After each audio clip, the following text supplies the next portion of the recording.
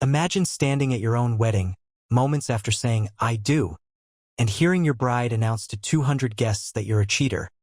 Naming a woman you've never even met. That's exactly how my marriage began. And how it ended. But what she didn't count on was that the quiet man she thought she could humiliate was about to expose everything she was hiding. I always thought I'd be the last person to have my life implode in public. My name is Mason Trent. I'm 34, and if you'd asked anyone who knew me, they'd say I was the definition of dependable. I built my life around consistency. Spreadsheets, meal prep, Sunday grocery runs, nothing fancy. But it worked. Lydia used to call me her quiet compass. The one who kept her centered while she climbed her way up in public relations. We'd been together 4 years. No screaming fights, no big betrayals. Sure, there were disagreements, how much to spend on vacations, which city to settle in, but nothing I thought was serious enough to split us apart. So when I stood at our wedding reception, still dizzy from the ceremony, I truly believed the hardest part of the day was over. I was wrong. It happened before the cake was even sliced. 1 second, we were smiling for photos. The next, Lydia was looking at me like I was something she'd scraped off her shoe. Her voice wasn't loud, but it carried straight through the banquet hall. "Are you seriously pretending none of this matters?" I froze. She was holding a champagne glass in one hand, but she might as well have been holding a grenade. Every guest went quiet. 200 people, all staring at us, waiting to see what came next. I tried to keep my voice calm. "What are you talking about?" Her expression didn't waver. "I'm talking about you and Camila." Camila? I searched my brain for that name, but it was a blank. There was no Camila, no hidden affair. I opened my mouth to say so, but she cut me off with a small, dismissive gesture. "Don't you dare pretend," she said, her tone cold. "I found the texts, the calls. I know everything." Felt like the floor shifted under me. I could see Trevor, my best man, watching from behind, his face pale. My mother's hand was covering her mouth. Lydia turned to the guests and put on a brittle smile. "Thank you all for coming," she said, like she was closing out a press conference. "But this won't be continuing." The words hung in the air, sharp and final. Then she set the glass down, lifted her dress off the floor, and walked straight out of the hall. I didn't follow her, not because I didn't care, but because I genuinely didn't understand what had just happened. I'd spent years thinking Lydia and I were solid, predictable, safe. But in a few sentences, she'd torn down everything we'd built, and she'd done it in front of every person we knew. Nobody knew what to do. The DJ looked like he wanted to crawl under his table. The servers froze mid-step. Finally, Trevor came over and rested a hand on my shoulder. "You want me to go after her?" he asked quietly. I shook my head. My throat was too tight to speak. If this was some twisted test or performance, I wasn't going to chase her onto the sidewalk like a guilty man in a reality show. The rest of the night passed in a haze. I don't even remember driving home. When I walked into our condo, technically still ours, I went straight to the framed photo from our engagement shoot. Lydia was smiling in it, her head tipped against mine. For a second, I almost believed there was still a way to fix it. That maybe she'd call and explain this was some misunderstanding. But she didn't call. She didn't text. And the next day, when I tried to use my key to get into her apartment, it didn't work. She'd already changed the locks. I knocked, more out of habit than hope. After a long pause, the door cracked open an inch. "What do you want?" she asked. Her voice was flat, unbothered. "I want to talk," I said. My own sounded unfamiliar, thin, unsteady. "I don't even know who Camila is." She stared at me for a moment, then blinked slowly. "Sure," she said, in a tone that told me she didn't believe a word. "Lydia, you blindsided me, in front of everyone. Can you at least explain?" "You had your chance to come clean," she interrupted. "So that's it?" I asked. "No evidence, no conversation, just an accusation and you walk away?" She didn't answer, just started to close the door. Before it shut, she added, almost like an afterthought, "You always underestimated me, Mason." Then the door clicked shut, and I was alone in the hallway. I drove home in silence, my phone buzzing every few minutes. Texts from people who'd been at the wedding, asking if I was okay, if it was true. I didn't answer any of them. What was I supposed to say? That my wife accused me of an affair with someone I'd never met, then vanished? Later that evening, she posted a photo online, a skyline at sunset with the caption "Rebuilding one step at a time." The comments flooded in. "You're so strong. You deserve better. Proud of you for walking away." I stared at the screen, feeling something shift inside me. I wasn't just humiliated. I was being erased, turned into the villain of a story I didn't write. That was the moment I knew this wasn't just a breakup. It was a calculated demolition. And somehow, Lydia had decided I was going to be the rubble. A week after the wedding imploded, I stopped trying to call her. Every attempt was met with the same curt silence. Voicemail. No return texts. Lydia had disappeared from my life physically, but was somehow more present than ever, lurking in every unanswered question and every curious look from friends. The first time she reached out again, it wasn't to explain or apologize. It was a short message about the electricity bill. "You haven't taken your name off the account." That was it. Like we were still just roommates dividing chores. I stared at my phone, waiting for some second message. Maybe something that made it make sense. Nothing came. The next morning, a small package arrived at my door. No return label. Inside was a single photograph. Me sitting alone in a cafe working on my laptop. Ordinary. Completely harmless. On the back, she'd written in blue ink, "So easy to lie when you're by yourself, isn't it?" I felt something sour twist in my gut. Was she following me? Hiring someone to watch me? I called her immediately. She picked up on the second ring. "What is this?" I demanded. "You're good at pretending," she said calmly. "But you're not good enough." "Pretending what? That I don't even know Camila? That I didn't cheat?" Her voice softened, almost pitying. "Mason, this is bigger than you understand." "Then explain it," I snapped, but she just hung up. I stood in my living room, clutching the photo, feeling more like a suspect than a husband. That's what she wanted, to make me question my own reality. And it was working. A few days later, I was at work when my best man, Trevor, showed up unannounced. He hadn't spoken to me since the wedding, probably because he didn't know what to say. He sat across from me in the conference room and cleared his throat. "She's telling people you've been unstable for a while," he said carefully. "That she tried to leave quietly, but you wouldn't let her." My stomach dropped. "She said that?" He nodded. "I didn't want to believe it, but she's convincing." For a second, I couldn't respond. It wasn't enough to accuse me of cheating. She needed to destroy my credibility too. I realized then that if she was willing to lie so easily, she could tell people anything. The truth wouldn't matter if enough people believed her version first.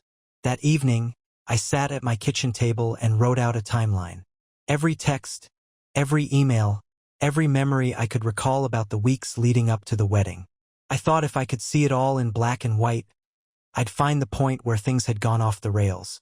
But there was nothing. No secret messages. No affair. No sign that Lydia was planning to detonate our life. Until I remembered the corporate retreat. She'd come back from a 3-day event in Napa Valley, acting restless, distant. When I asked if something was wrong, she said she was just tired. I never pushed. In hindsight, that retreat was likely where she met Xavier. The next time Lydia contacted me, she didn't even pretend it was about logistics. She rang my doorbell unannounced, a large box in her arms. Inside were table decorations and champagne flutes, leftover wedding supplies. "You took my delivery," she said flatly. "You mean the stuff you abandoned after humiliating me in front of everyone I know?" I stepped aside to let her in. "Be my guest." She set the box down, her expression unchanged. "Don't make this ugly." I let out a short, humorless laugh. "Ugly? We passed ugly the moment you walked out and called me a liar in front of 200 people. You embarrassed yourself." "No," I said, my voice low. "You did that, all by yourself." Her eyes flicked over the room, searching for something to criticize. Finding nothing, She reached for the box. "You can keep pretending you're the victim," she said. "But that doesn't make it true." I didn't answer. There was no point. She was here for one reason, to remind me she still had power over me. She turned to leave, then paused at the door. "People like you always think you're safe," she said softly. And then she was gone. The words echoed in my mind for days. I didn't know if she meant it as a threat or just a parting shot. Either way, I couldn't shake it. Weeks passed.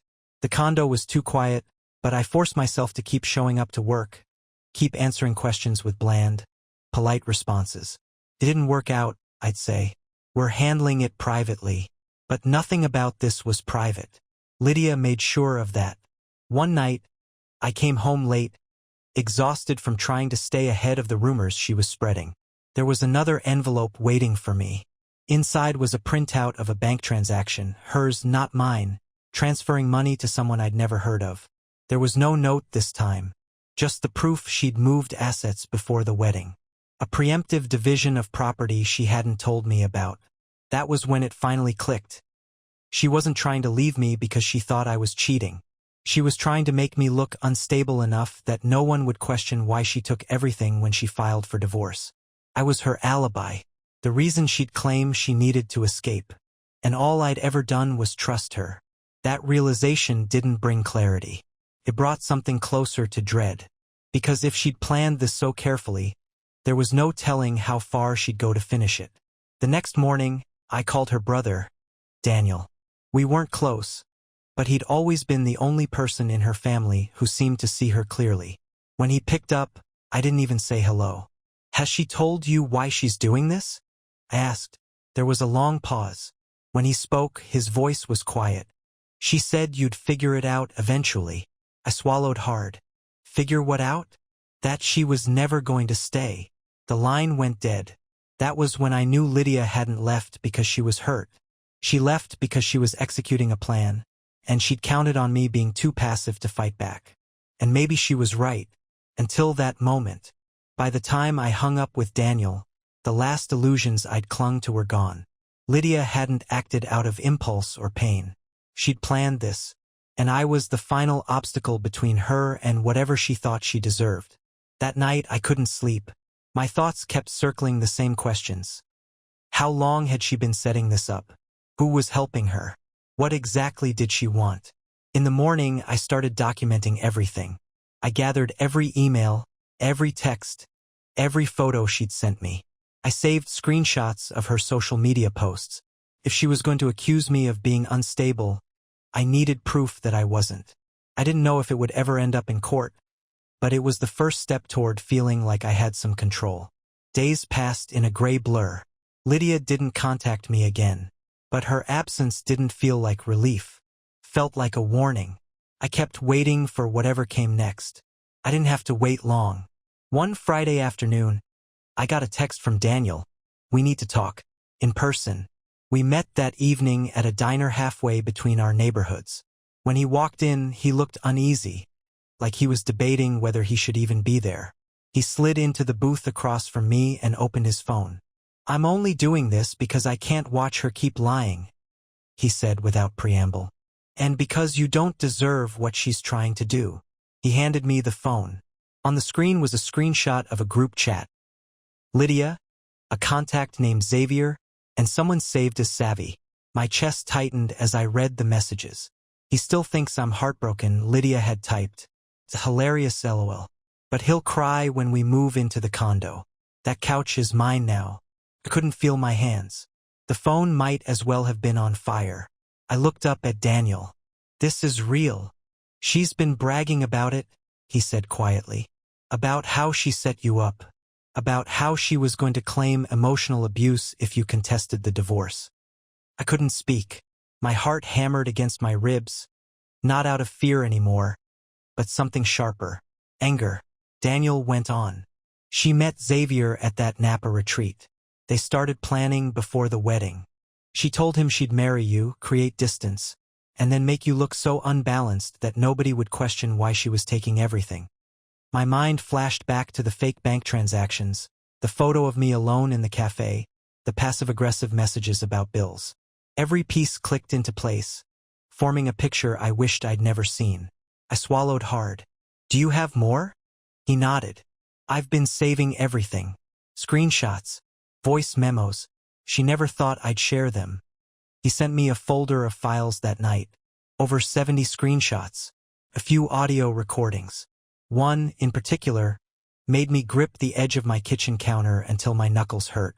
Lydia, half laughing, half serious. Mason doesn't even raise his voice.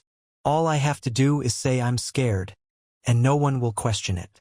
I listened to it 3 times, just to be sure I hadn't misheard. Each time, the certainty grew. She was never going to let me leave cleanly. She needed me ruined to justify her exit. But as I stood there, the shock burned away. What replaced it was a strange, cold clarity. She thought I'd fold. She thought I'd sit quietly while she took everything. She didn't understand that the man she thought was predictable had limits, and she'd crossed them. I called Daniel back.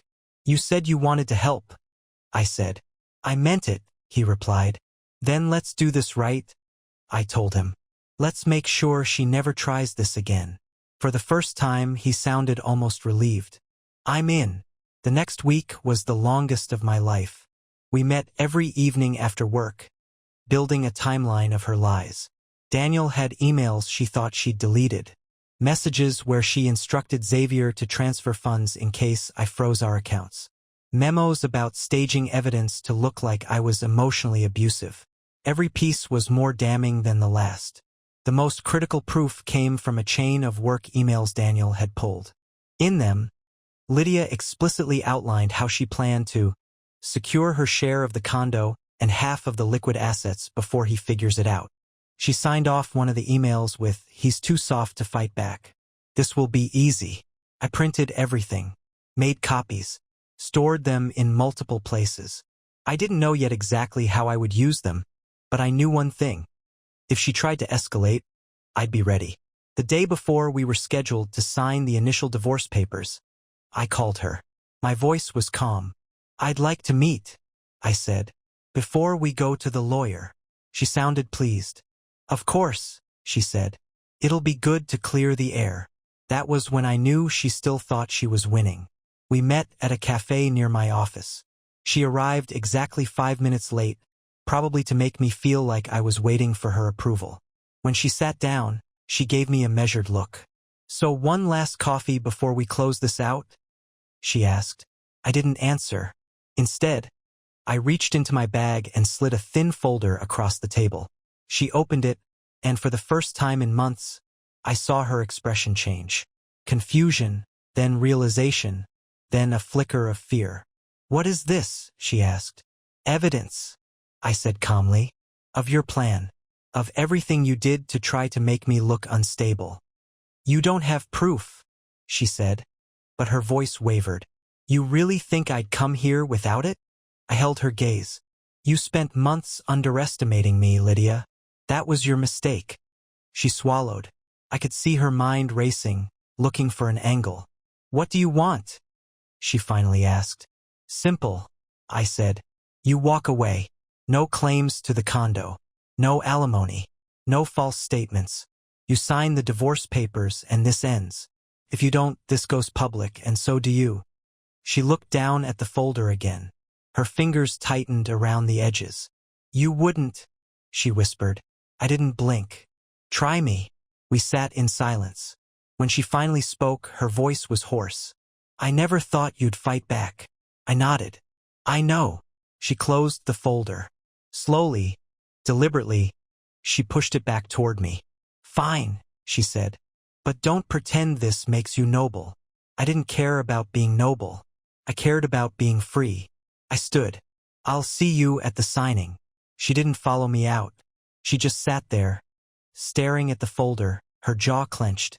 For once, she had nothing left to say. As I stepped into the cold air, I realized I wasn't afraid of her anymore. She tried to break me. All she'd done was show me exactly who she was, and exactly who I wasn't going to be. The day after our meeting at the cafe, Lydia stopped responding to my texts. Not that I expected her to. She needed time to regroup, to decide whether she'd try to bluff one more time or accept that her strategy had failed. I spent that night preparing in case she chose to fight. I made copies of every piece of evidence, digital backups, hard copies, even a sealed envelope I left with Trevor. If Lydia tried to smear me publicly or in court, I wanted her to know the consequences wouldn't be vague threats. The following morning, Daniel called. He sounded uneasy. "She's been telling people you're blackmailing her," he said. "She's trying to frame it like you threatened her." I exhaled slowly. "Did she show them anything?" "No, just talking." He paused. "She's scrambling. She didn't expect you to turn this around." "She underestimated me," I said. "That was her mistake." It was almost a relief. I wasn't dealing with someone who could be reasoned with. I was dealing with someone who saw every relationship as a game board. Later that day, Lydia finally replied to my last message. One line: "Let's meet an hour before the signing tomorrow." That night I barely slept, but I wasn't afraid anymore, just ready to be done. The next afternoon, I arrived at the lawyer's office early. The receptionist led me to a small conference room with 2 chairs, a polished table, and the final divorce documents stacked neatly in the center. I'd read them all twice. Lydia had agreed to everything. No claims to the condo, no spousal support, no additional demands. I watched the door, half expecting her to walk in with some last-minute ambush. But when she finally appeared, she looked different. Not triumphant, not cold, just tired. She sat across from me without saying a word. I waited, let her be the one to start. "So this is it," she said finally. "4 years together, and it ends with paperwork." I didn't answer. I was done offering her opportunities to twist my words. She looked down at the folder between us. You didn't have to do all this. You could have just let me leave."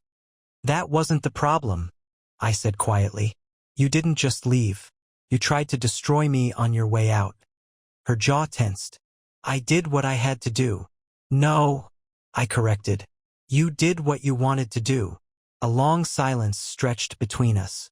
She flipped the first page of the agreement, scanning the clauses she'd already approved. "Are you proud of yourself?" she asked without looking up. "No," I said, "but I'm not ashamed either." For the first time, she didn't have a rebuttal. After a moment, I reached into my bag and set one last folder on the table. She eyed it warily. "What is that?" she demanded. "Insurance," I said calmly. "If you try to break this agreement or accuse me of anything you can't prove, this goes straight to the court." Her expression flattened. "You're paranoid." "No," I said. "I'm prepared." She didn't argue. We sat in silence for a long minute. She kept pretending to study the paperwork, but I could see her breathing faster, her fingers drumming lightly on the table. That was her tell. She always fidgeted when she lost control. Finally, she reached for the pen. "I'll sign," she said. "But don't think this means you've won." "I don't care about winning," I replied. "I care about ending this." Her mouth twitched like she wanted to say something more, but she didn't. She pressed the pen to the first page and started signing. As she did, my phone buzzed. A message from Daniel. "I have the work emails backed up. Let me know if you need them." I didn't reply. I knew I wouldn't need them if she followed through. But it felt good to know I wasn't alone in this anymore. When she finished, she slid the stack of papers back to me. "Happy?" she asked, her voice low. "I'm free," I said. That was the only answer that mattered. The receptionist returned to witness the signatures and collect the final copies. Lydia didn't look at me as she stood to leave. Her hand hovered on the door handle. For a second, she looked almost uncertain. "You're not going to talk about this, are you?" she asked quietly. "No," I said. "Not unless you force me to." She nodded once like she understood. But I could tell that wasn't the answer she wanted. She wanted absolution, or maybe just reassurance that she still mattered. I didn't offer her either. She opened the door and stepped into the hallway. Her heels clicked against the floor, fading as she walked away. I waited until I was sure she was gone before letting out a breath I'd been holding for months. The lawyer reappeared with copies of the signed documents. I thanked her, tucked them into my bag, and walked outside into the bright afternoon. For the first time in a long while, I felt like I was standing in my own life again. That night, Daniel came over. We ordered takeout and spread the last of the evidence across my dining table. "You're really not going to use any of this?" he asked. "No," I said. She already lost more than she realized. He studied me for a moment. "You know she'll spin her version." "I know," I admitted. "And I'm done caring." He nodded, as if he'd been waiting for me to say it out loud. After he left, I sat alone, staring at the neat pile of documents, the proof of every lie she'd told, every plan she'd made to tear me down. I could have used it to destroy her reputation. I could have held onto the bitterness. But none of that would have given me back what she took. Control, yes. Pride, maybe. But not peace. So I put it all into a box and sealed it shut. I stored it in the closet, not because I intended to forget, but because I was done letting it define me. The next morning, I woke up without the usual knot in my stomach. The condo felt quiet, but it wasn't the oppressive kind anymore. It was clean, unburdened by her presence. Later that day, I sent Lydia one final message. "We're done. Please don't contact me again." She never replied. That silence was the first gift she'd ever given me without strings attached. 2 months after the divorce was finalized, the first thing I did was get rid of the couch Lydia had joked about taking. It had become a symbol of everything she thought she could claim. I posted it online for free, and a young couple picked it up that afternoon. As they carried it out, I felt a lightness I hadn't known I was missing. The next day, I repainted the living room. Lydia had picked the old color. I chose something warm, something that looked different in every kind of light. It felt like reclaiming space she'd tried to occupy even in her absence. After that, the small changes came easier. I started cooking again, not to fill time, but because I remembered how much I liked it. I'd stop at the market after work, pick up vegetables I'd never bothered with before, and spend an hour trying new recipes. The quiet in my kitchen didn't feel heavy anymore. It felt earned. People kept asking what happened. Some were genuinely concerned. Others were just curious. I gave everyone the same answer: we weren't who we thought we were. Most accepted it and moved on. A few pressed for more details, but I never shared them. Not because I was protecting Lydia, but because I was protecting my own peace. Some nights, I'd catch myself expecting her to walk through the door. I'd remember her voice, her certainty that she could shape reality however she needed to. But those memories started to feel like someone else's story, something I'd witnessed rather than lived. Daniel and I stayed in touch. He checked in every couple of weeks, sometimes to ask how I was doing, sometimes just to share something mundane, work stress, a TV show recommendation. It felt good to have one connection to that part of my life that wasn't poisoned by her manipulations. "You okay?" he asked one evening over burgers. "I think so," I said. "More than I expected." He studied me for a moment, then said, "She doesn't really know how to lose." "I don't think she ever had to," I admitted. He nodded. "Maybe that's why she needed to make you look weak, to feel stronger herself." "Probably." I hesitated, then added, "She didn't break me, though." "No," he agreed.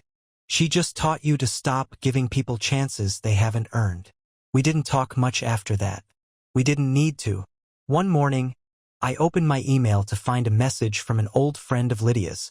She said she'd heard about the divorce and wanted to know my side. I closed the message without answering. Some truths didn't need an audience.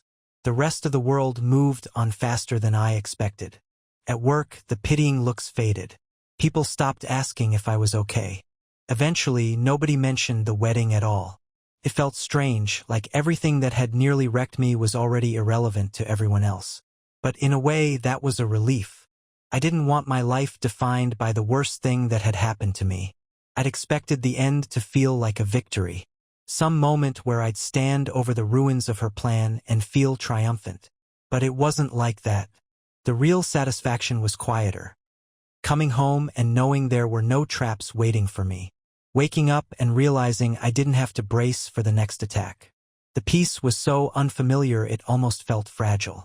But it held. Some evenings, I'd sit with a book or a podcast, just letting the quiet settle.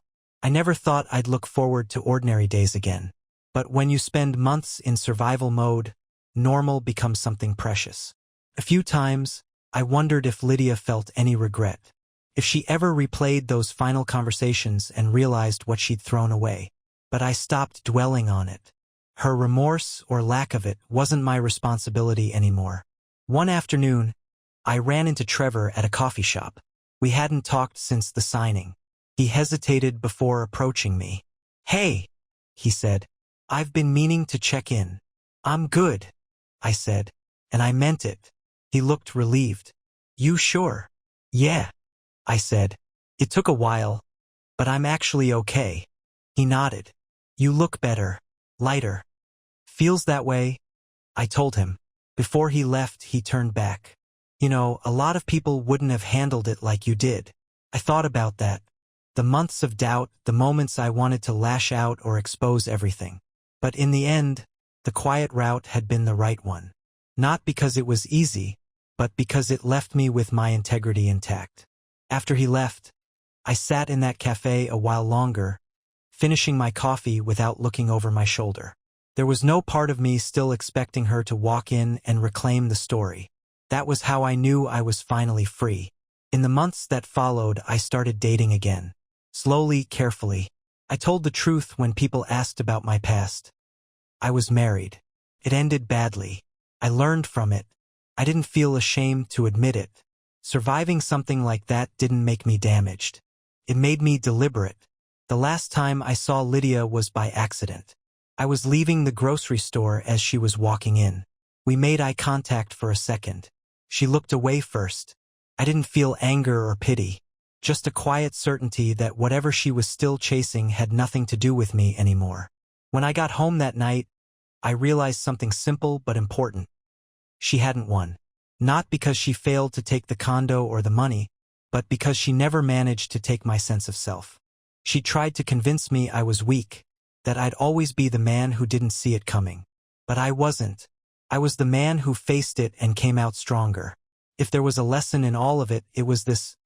People who need to destroy others to feel powerful are already losing something inside themselves. You don't have to stay in their story. You can write your own. And I did. That's my ending. Not revenge. Not triumph. Just peace. The kind she'll never understand. The kind I almost didn't believe existed. But it does.